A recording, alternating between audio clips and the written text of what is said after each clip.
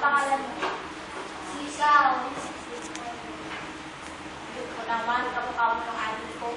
Ikaw, Adi, ba't mo tinatakpan ng... Anong pangalan mo? Ikaw na. Ikaw. Magkapatid kayo? Ito? Si Juan? Hindi, ikaw. Sabi kong tatlo magkakasip. Saan? Kayo tatlo? Magkakapatid kayo.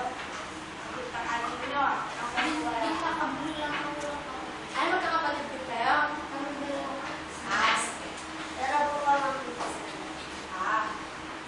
Sino sa inyo ang nakakita na ng isang hardin? Sa inyo, nakakita na ba kayo ng hardin? Ikaw, nakakita ka na. Ikaw din sa Rose Garden, di ba? Ako sa Children's. Ay, sa Children's Park. Naglalaro kayo doon? Opo. Ay, maganda maglaro doon, no? Ay, slide pa. Sisaw na. Ay, may kuya pa. At saka ako may slide. Ay. Eh, sino sa inyo ang nakakita ng isang higante? Di ba wala namang higante? Wala namang. Ay, nag-study kayo. Pero nakarinig na kayo ng mga kwento tungkol sa higante. Ano yun? Ako po yung teacher. Ay, kwento niya. Ako po star. So, ang kwento natin ngayon ay pinamagatang ang makasariling higante. Isang araw, may isang higante na nakatira sa isang malaking bahay at meron siyang napakagandang hardin. Ngunit, ni isang bata hindi niya pinapayagang maglaro dito sa kanyang hardin. At ayaw lang pumupunta doon lagi ang mga bata at naglalaro. Lagi siyang nagagalit. Isang araw, napagdesisyonan ng higante na bisitahin ang kanyang kaibigan sa ibang lugar. O bumibisita ba kayo sa mga kaibigan nyo? Opo. Ay, lagi-lagi na yung mata. Lagi bumisita siya sa kanyang kaibigan. At iniwan na ang kanyang hardin. Pagkalipas ng 7 taon, bumalik ang higante sa kanyang bahay at nakita niya ang mga bata na naglalaro sa kanyang bahay, sa kanyang hardin. Alam niyo kung anong sinabi ng higante?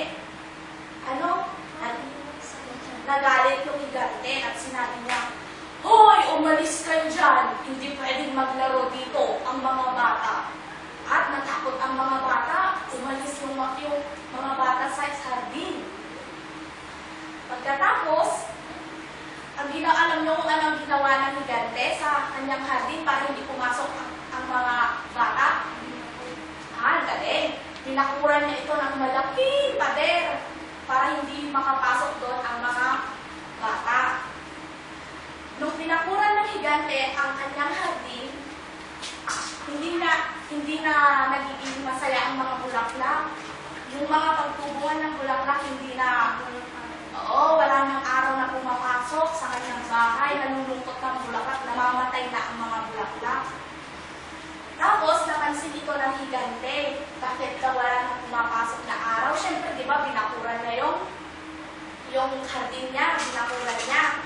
Kaya, isang araw, may nakapasok doon ang mga bata sa kanyang hardin. Nakakita sila ng maliit na butas.